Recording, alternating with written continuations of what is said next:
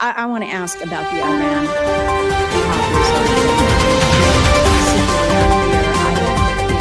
I have been talking about.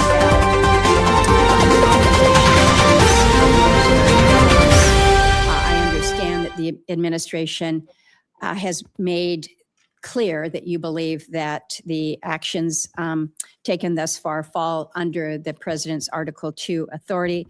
I think reasonable people have disagreed about the boundaries of presidential war powers for a long time. But the war powers resolution is pretty clear here. It requires the president to terminate hostilities within 60 days, absent congressional authorization. I think it's important that we in Congress actually assert our own role and responsibility to this. That 60-day clock expired April 28th. And then on the 1st, the administration sent letters to congressional leaders asserting that the hostilities has ended. But I think where there is confusion is when the president says hostilities have ended, we still have 15,000 troops that are forward deployed, more than 20 warships in an active naval blockade. CENTCOM has redirected 61 commercial vessels, disabled tankers. In other words, it doesn't appear that hostilities have ended. And so the question to you is whether or not the administration has considered or had intended to seek an authorization of use of military force from the Congress. Senator, our view is that should the president make the decision to recommence, that we would have all the authorities necessary to do so. Do you think that it would be helpful to the president if it was made clear that in fact the Congress did provide an AUMF? I think the president, our view is that he has all the authorities he needs under Article 2 to execute. Thank you, Mr. Chairman. Okay, here's where we are. The vote is about over. The secretary has to get with the president on the China trip. I'm going to ask Senator Murkowski to wrap up. And thank you all for being here. Baldwin, Shaheen, and Kennedy. Baldwin, Shaheen, and Kennedy still have questions. Wrap up after. This guy is too old to be in a place of power. Mitch McConnell is too old. Yeah. So obviously there's not a whole lot of time for a second round, so we'll get through everybody. And Senator Murkowski, I appreciate you taking over. Thank you. Secretary Hegseth, Chairman Caine, thank you for being here today.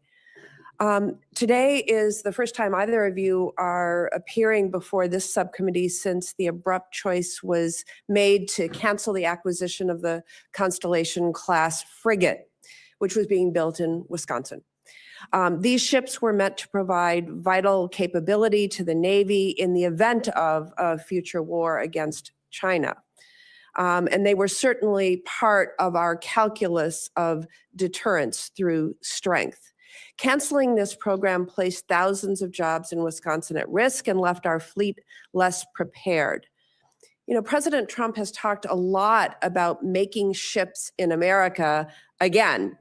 But I have to tell you, dramatic and misguided decisions like this pull the rug out from under our shipyards. The U.S. shipbuilding industry needs stability if we are ever going to compete with Chinese shipyards. Wisconsin workers who have decades of experience building world-class vessels that defend our nation, that serve commerce and provide transportation, they need stability as well. So I'd like to start with a question to you, Chairman Caine, on the medium landing ships. The Navy's new amphibious ships, which will now be built at the same Wisconsin shipyards working on that were working on the Constellation class less than a year ago. How important are medium landing ships to future U.S. operations in the event of a war with China? Well, Senator, thanks for the question. And I do want to highlight, no matter what the policy decisions are, the great workers up there and in your state. And as the Joint Force considers the options that the medium landing ship would bring to the table in terms of assuring a mobility gap, in filling that gap and allowing us to project power at the Secretary and the President's choice in choosing. While not stepping into the Navy's boundaries and mindful that the CNO and SECNAV and acting SECNAV in this case will have views. I hope we'll carefully consider this capability and then, if appropriate, bring it forward to the Joint Force. Well, unfortunately, the department included the request for funding the construction of 6 medium landing ships in that partisan part of the budget request, the reconciliation, which is in danger of potentially not even passing this year. To be frank, it does not give me confidence that we are taking this program seriously. What would the impact be if Congress did not appropriate funding for the medium landing ships in fiscal year 27? And are you comfortable with the pace that the Navy is planning on building them, Chairman Caine? Well, I'll acknowledge that I think it was yesterday, the day before, that they released their shipbuilding plan. And given all the things that I'm juggling in this job that I'm so lucky to have, I've not gone and done a deep dive. So I'd like to come back to you, Please do. if you're okay with it on that matter, so that I don't wing it. Yeah, thank you. I want to now turn to the war with Iran. Yesterday, I had a chance to meet with service members who were injured in the opening days of the war. They struggled to receive adequate and timely care for their injuries in the Middle East. And the fighting kept them from being quickly evacuated to Landstuhl after being injured. These service members have since been diagnosed with traumatic brain injury, but initially struggled to get properly evaluated or treated, in part because some of our military hospitals overseas and in the US did not have the capacity for them. They had to wait for more than 3 weeks to receive the treatment they needed. And it seems clear to me that our military medical system was not prepared to treat those injured in this war. Secretary Hegseth, did DOD review our military health system's readiness to treat those injured in a war with Iran? And did that impact your recommendation to begin Operation Epic Fury?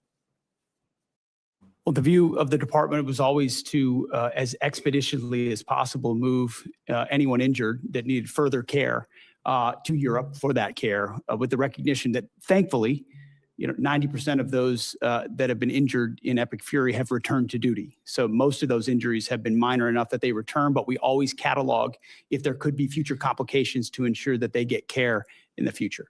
It seemed to me, from what I heard, that we weren't prepared in theater, we weren't prepared in Germany, and we weren't prepared immediately upon these soldiers' return to the U.S. Can you commit to ensuring that every service member, including my constituents, will receive necessary medical care after being injured in this war, and that the military health system is now prepared for any future casualties in this war? We have been, and we will continue to be.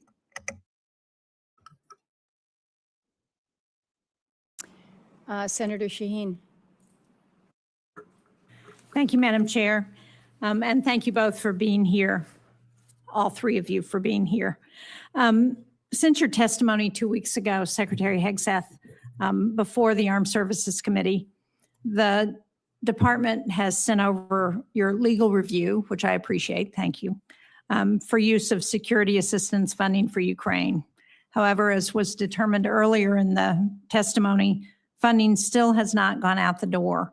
And I didn't hear you give a date when this committee or the Armed Services Committee can expect to hear or receive a spend plan for those dollars. General Caine, the day of the testimony, got back to us as he said he would and explained that he had coordinated on the spend plan on April 13th. So that's been almost a month. And we still haven't gotten anything. So when are we going to see the spend plan for Ukraine? The spend plan for the European capacity building is in conjunction with No. EUCOM. I'm asking for the spend plan that we are providing. Are you suggesting the Pearl funding is part of that spend plan? Did I understand? The specific line misunderstand item you? was European capacity building in the budget. I understand, but And as a the result, intent we're of working with Congress to allocate it. was to spend that 400 million. I think you heard from Chairman McConnell, you heard from Senator Coons. There was discussion at the time with the Congress that those dollars were intended to be used for Ukraine. And the reason it was designated as it was because what we heard from Speaker Johnson was that the president was going to veto the bill if Ukraine was mentioned in it anywhere in the bill. And so that's why the determination was to use the term European, but the clear intent was for that money to be spent for Ukraine. So again, when is the money going to go out the door? When is this committee going to get the spend plan? Ma'am, we're expecting to see a final spend plan for that this week, and once we have it, we can provide it to Congress. And who still has to review the spend plan? So General Caine's review isn't enough? Well, ultimately, and he passed me a note on this earlier, European Command is going to take the lead on ensuring this gets Oh, I know, deployed but most General effectively. So that's where Brinkovich, as I pointed out 2 weeks ago, had already reviewed the spend plan. So we're not waiting for him to do that, as I understand. No, ma'am, I believe we are. I think UCOM is trying to make a few tweaks to the spend plan. Okay, so when do we think we will get it? I believe we'll have it to you this week. Okay. And when do we expect money to go out the door once that spend plan is available? I don't know what they're putting in the spend plan, so I can't tell you what the schedule will be for contracting. That will matter. What they choose to buy with that money will determine how fast it goes out the door. Okay, if this committee doesn't come back to you, I can guarantee you the Armed Services Committee is going to come back to you and get an answer to that question. Secretary Hegseth, a number of members of Congress have expressed our concern that Iran is receiving intelligence support from Russia to target our service members, even as we loosen sanctions on the Kremlin. Russia's making $4 billion from oil sanctions relief because we've loosened those sanctions. As has been testified to, an Iranian Shahed drone costs about $35,000. That's enough money for hundreds of thousands of drones supporting Russia's war in Ukraine, and billions for Iran to reconstitute its industrial base. So if one of the goals that's been outlined by the president as part of this war is to destroy Iran's defense industrial base, don't you think we ought to be putting more pressure on Russia and putting those sanctions back on those Russian oil ships so that they are not continuing to fund Iran in this war? Senator, we know Russia is a nefarious actor on a lot of levels and account for that, but I would say the destruction of Well, Iran's defense but all- industrial base has been highly All effective evidence in to the this effort. contrary. We're not accounting for that if we're giving Russia the opportunity to earn $4 billion a month, $20 billion by the end of the year if we leave those sanctions lifted for that time, Saying that during which they can continue to fund Iran. Well, the destruction can of defense continue of to Iran's provide defense oil industrial to base China. has been clear and overwhelming. The destruction of Iran's defense industrial base has been clear and overwhelming. Well, it's certainly not clear to me as a member of the committee, because what we see is Iran still producing drones. They're still engaged in this conflict. We have not won this war. There's a difference despite between the rhetoric. pulling a drone out of a cave that's been collapsed and producing more drones. That's a different thing. Well, maybe so. But if Iran still has almost 50% of their missile capacity and the ability to pull drones out of caves and still injure our allies and U.S. service members, then we have not won the war. We are told that Senator Kennedy should be here in mere minutes. And so Senator Coons, if you want to ask a couple questions until he arrives. Thank you, Senator Murkowski. Mr. Secretary, I'm just going to follow up on the questions I asked in my first round and the questions that had been asked by members of both parties. In my assessment, there was no imminent threat to the United States that justified the president using his Article 2 powers, and there was insufficient preparation to make sure that we had the right troops, the right capability deployed. There used to be a consensus in national security that America should only go to war when there's an imminent threat to our national security, when all other options have been exhausted, and when we have clear objectives and a plan for how it ends. As General Caine testified, the military was given 3 clear goals: sink the Navy, attack and destroy the ballistic missile launchers, and degrade their defense industrial base, and you've accomplished those. But President Trump celebrated regime change after saying that regime change was the real goal. And our NATO allies have delivered. They have allowed overflight. They have allowed projection of force despite not being consulted. You said just a few moments ago, Mr. Secretary, we control the strait. But it's clear that reopening the Strait of Hormuz for commercial traffic eludes us, in no small part because Iran retains a robust stockpile of cheap, lethal Shahed drones, and they are getting help from our adversaries in rebuilding them. What is your plan for reopening the Strait of Hormuz, Mr. Secretary? I would just note that the majority of your question was highly disingenuous and loaded with suggestions that I very much don't agree with. From the beginning, Please feel free, sir, to pick any one of those from the things. beginning, we've been very clear about the military objectives and the Yes. underlying strategic objective, which is preventing Iran from getting a nuclear weapon. Yes. Take, for example, the fact that Iranians' conventional Navy, they had aircraft carriers with Shahed drones on them before this started. They had full-on destroyers and battleship capabilities, none of which they have anymore. And Did the their inability Iranian to- Navy have aircraft carriers? Iranian Navy had 3 drone aircraft carriers. The Okay. Iranian Navy They had had 11 launch submarines. platforms for drones, sure. They had 11 submarines. And you've They had sunk a all of the terror regular Navy. Great, good. They retain fast boat capabilities, which they've always had. We understand that, which we can control for and will. We've degraded almost completely their defense industrial base capabilities. The idea that they control anything, you can terrorize something, you can Yes. hold it at issue with piracy, as I've talked about at the Pentagon podium time and time again. Correct.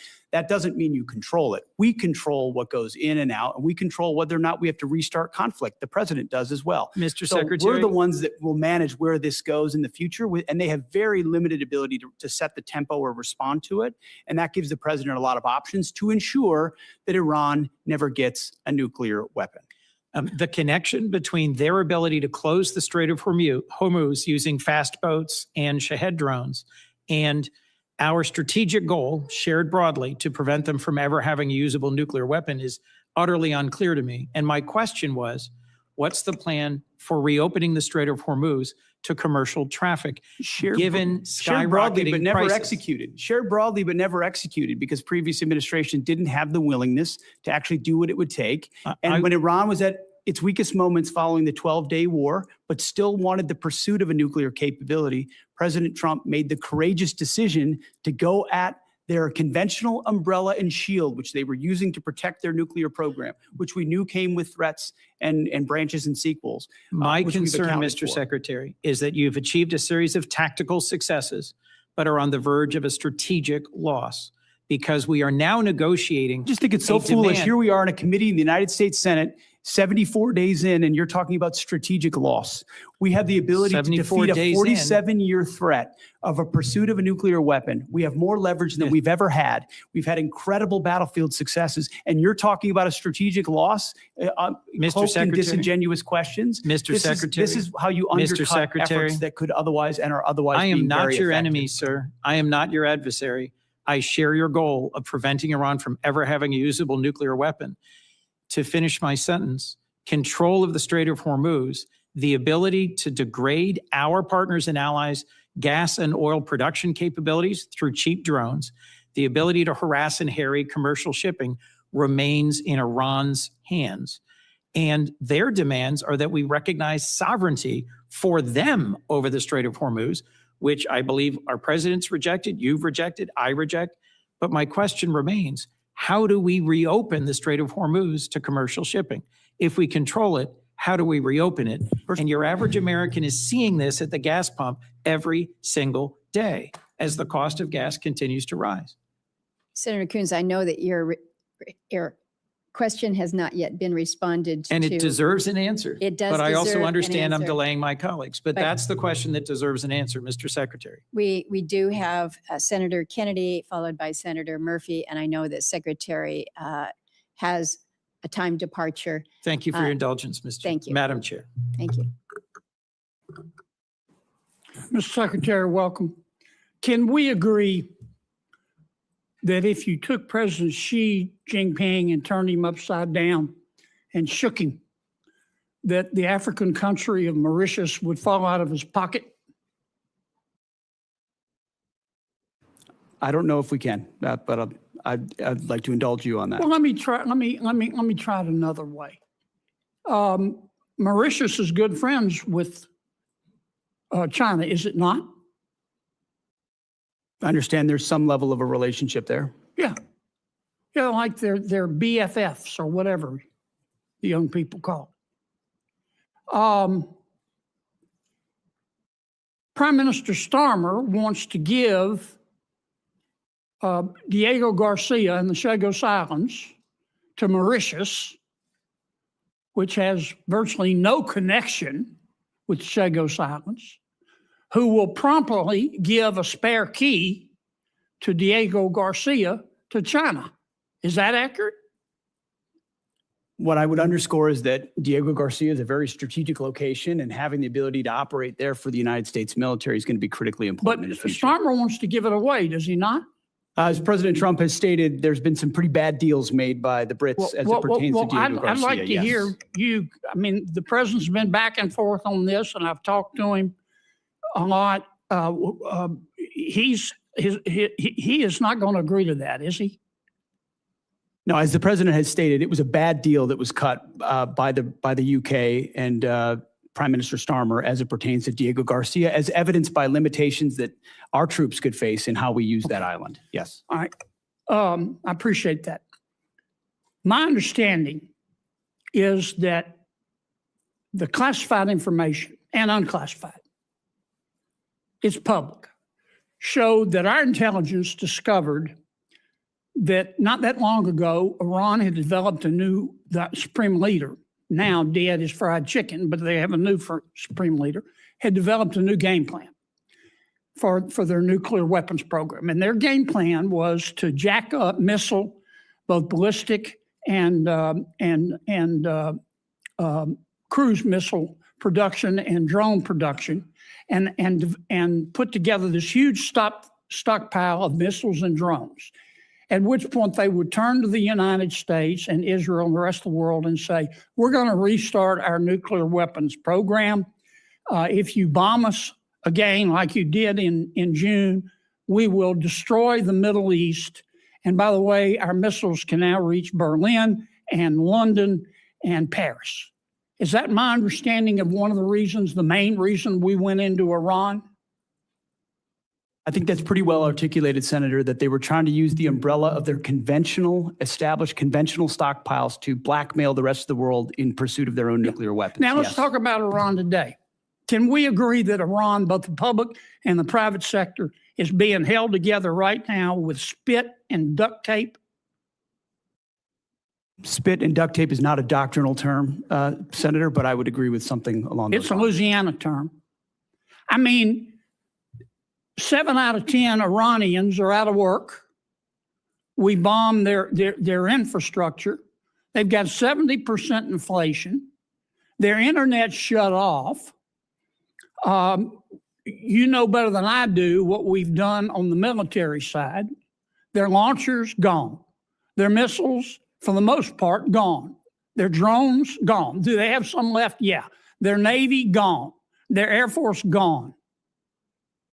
You can get in an airplane, you personally, and fly anywhere you want to across Iran right now and feel safe because they don't have any air defenses. It will be, in my opinion, 20 years and cost $1 trillion before they're even back somewhat to normal. And I don't have the slightest idea where they're going to get the money. If they think China's going to give it to them or Russia, they've got to learn a hard lesson. To that extent, have we achieved our objective in Iran? Objective, as this president has stated from the beginning, is to ensure they don't get a nuclear weapon, and President Trump remains dedicated to ensuring that happens. And everything you described with the military degradation of their country was in service of ensuring they never get a nuclear weapon. This is what I never understood the president to say, I want a regime change in Iran, and I want to obtain all of their fissile material. I've never heard him say that. What I heard him say was, I don't want to go back through it, but our goal is to cripple them so they can't blackmail the rest of the world. Now, many of my Democratic friends are trying to say we have lost. Here's a footnote. You're not going to get Democratic support. They're not going to support you, Mr. Secretary, because they don't support President Trump. I know that's not a newsflash. But they say we've lost.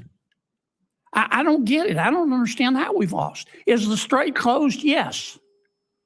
But if we continue that blockade where nothing's going in and nothing's going out, eventually they're going to have to shut down their oil fields, are they not? Half of their oil fields are low pressure.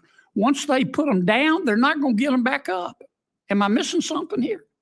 No, that's why the president is right when he says we hold all the cards, and we do. And we've got the best deal maker in the world able to make the best deal for the United States of America. And if we have to go back at it as the Department of War, we're ready to do that as well.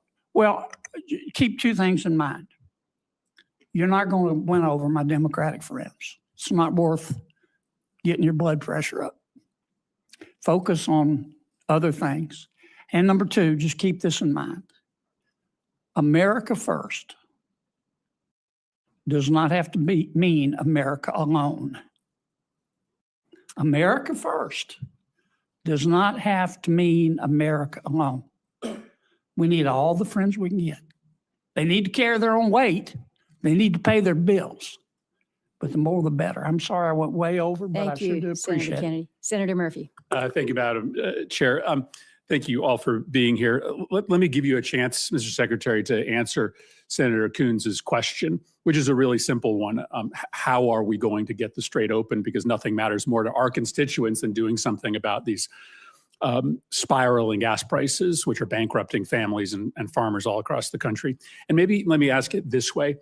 This is the first time you've come before this committee, but in other briefings, people that work for you have told us in plain terms that there is no military mechanism to reopen the strait, that ultimately it will be a political decision made by Iran. And I think you're confirming that here today by suggesting that it will be economic pressure that will create a political imperative inside Tehran to open the strait. So can you just confirm for the committee that there is not a military mechanism or means to reopen the strait, that ultimately we have to essentially use diplomacy, economic diplomacy in this case, in order to convince Iran to make the decision to reopen the strait? I would say, Senator, there most certainly are military means by which we could open the strait, both on targets on land and also with what we do with our naval capabilities, not to mention our naval blockade. Why haven't you done, if that's true, and that's not what has been testified to us in private briefings, why haven't you done that already? Ultimately, a preferred long-term approach would be a deal where they open it up, where they stop being pirates of international waters and allow countries from all nations to flow. You know, these aren't U.S. ships that are being blockaded there. These are ships from all around the world, creating much more pressure for other countries than ours. So the bad guy here is Iran, who's closing the strait through piracy effectively, because they really only have fast boat capabilities. And we're blockading them. None of their stuff's getting out. They're feeling all the pressure. Okay, so here's my follow-up question. You don't worry that through a study of history, you might come to the conclusion that you are overestimating their willingness to cave based upon economic pressure. The Russians believed years ago that Ukraine would cave because of the economic pressure they were putting on Ukraine. We thought the North Vietnamese would cave because of the economic pressure we were putting on them. Your own intelligence estimates, as has been reported, suggest that, in fact, the Iranians are in a position to hold out for potentially years. This is a high-risk strategy to hope that this economic pressure will eventually cause them to voluntarily reopen the strait, when there's plenty of evidence from military history to show that countries that are being attacked or invaded or occupied are actually willing to put up with a whole lot of economic misery in order to preserve national pride. well aware. We've looked at we understand all of those historical case studies, and it's not just economic pressure. There's military pressure, diplomatic pressure. We certainly have a lot more military pressure we can bring to bear if the president were choose to do so. I think there are a lot of different dynamics that cards that the president can play, holding all of them to ensure even greater economic pressure or even greater military pressure in Iran. And they know that. And that's why the negotiations are serious and ongoing right now about giving up their nuclear capability, because they understand. And the problem is time is not on our side here. I believe you are being way too optimistic in your assessment of their potential to cave. But if this goes on for another 30 days, there are going to be thousands more farms that will go bankrupt. There are going to be families that are going to be ruined. And so time is not on our side. And I just don't believe that Iran is ready to capitulate yet. And if they capitulate in a year, there's going to be a whole lot of families and businesses that are ruined in the United States. General Caine, let me finally ask you a question about what seems to be a difference of opinion between the intelligence services that you rely on and the public statements of the President of the United States with respect to our war objectives. The Secretary and others in the President's cabinet have said very clearly that our war objective is to destroy Iran's missile and drone program. The President said just a week ago that Iran maybe had 18 to 19% of their missile capacity left.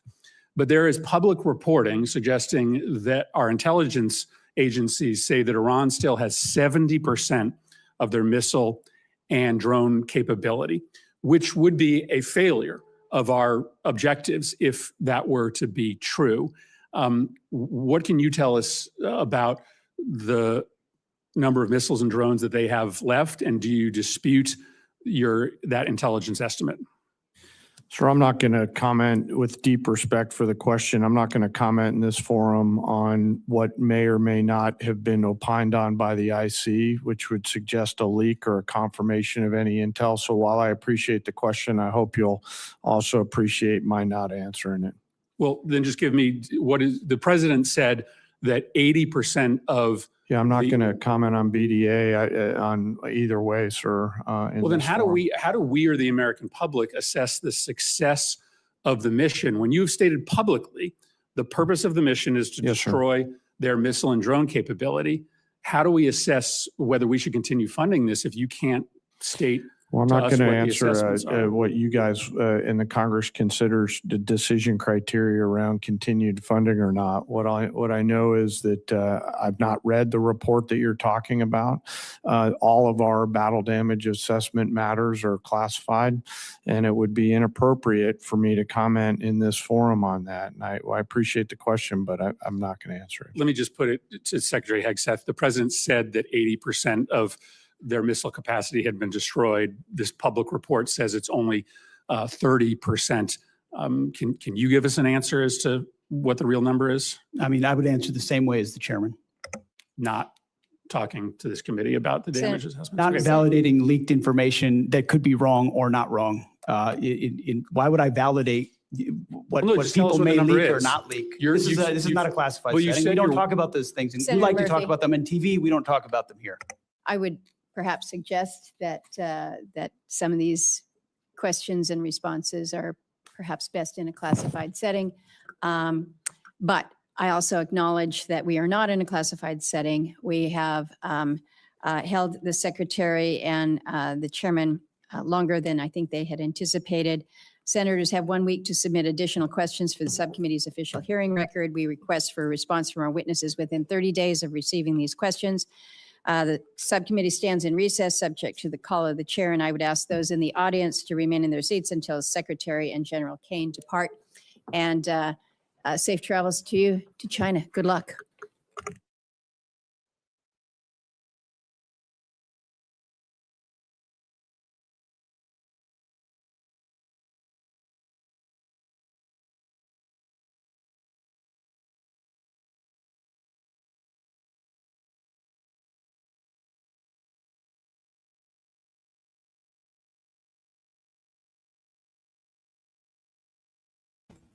Well, there you go, folks. That about wraps it up there. As you see, the Senate is convening. I don't know how you lean towards what you heard here today about Pete Hegseth, but it seems to me it was just standard. Just throw it up against the wall and see what sticks. I think there were some softball questions that they should have dwelled on a little bit deeper without going into any classified information. Also, let me go back to the turtle, as they call him. He's much too old to be running this country. And that's the problem with a lot of what's going on right now. Those folks that we see up in these Senate committees and in the House of Representatives, they're too old. And I don't mean that in a disrespectful way, but we all have grandparents and we all have seen that people around us that are growing old. And we know right now that Mitch McConnell is not in any state of mind to be running this country. He thought the committee was over with 30, 40 minutes ago. So you can come in here, agree or disagree with what we saw, but the bottom line is, it's like this. They say that the United States of America didn't go to war with Iran. Well, what do we call what we're at right now? They say that Iran is not in control of the Straits of Hormuz. Yes, they are. Like, what was the statute? There was always a flow of traffic in and out of the strait before Trump decided to declare war on another sovereign nation. It was bizarre. There's a lot more to this than just oil. You heard one of the senators say something about the infrastructure. Go up under the straits and find all those fiber optic cables. Specifically in representing survivors over the last Okay, 30 years now. don't find all of those. It affects not just the survivor. And see how much more strategic the straits really are. It's more than about oil, folks. Their mental stability and ability Smoke and mirrors. to maintain employment. That's what it is. Let's get them to talk about one thing while we're doing something else. Say what you want to. I don't think Pete Hegseth was very honest, as normal. So they've got to seek. Thank you for stopping in, Miss J. One Sphere. For all of you that dropped in, Chaos Rain, I saw you in earlier. Thank y'all very much. As this, they come back with some more, or next tomorrow, or whenever they hold another live Senate hearing. And if I'm able to broadcast it live, I will. Until then, folks, watch your 3, y'all 6, y'all 9. Be safe out there. We're all doing this week to talk about getting the messaging out. Advocacy is expensive. Look, all you motherfuckers been snitching for him and shit. Now you standing up in here and goddamn it talking about preach it, preacher, preach it, preacher. Fuck that nigga. Fuck that. I'm gonna shoot your ass too, motherfucker. Keep on. You gonna get shot too, nigga. You gonna get shot. God bless the fool, goddamn it. God bless the fool. Now, I'm gonna tell y'all something. I'm gonna end this goddamn thing. Look, where's that goddamn money bowl at? Who got that money bowl? We're taking that money right now before you leave this bitch. We ain't leaving out here for free, motherfucker. Yeah. Y'all know the motherfucker ain't no good. You want, look,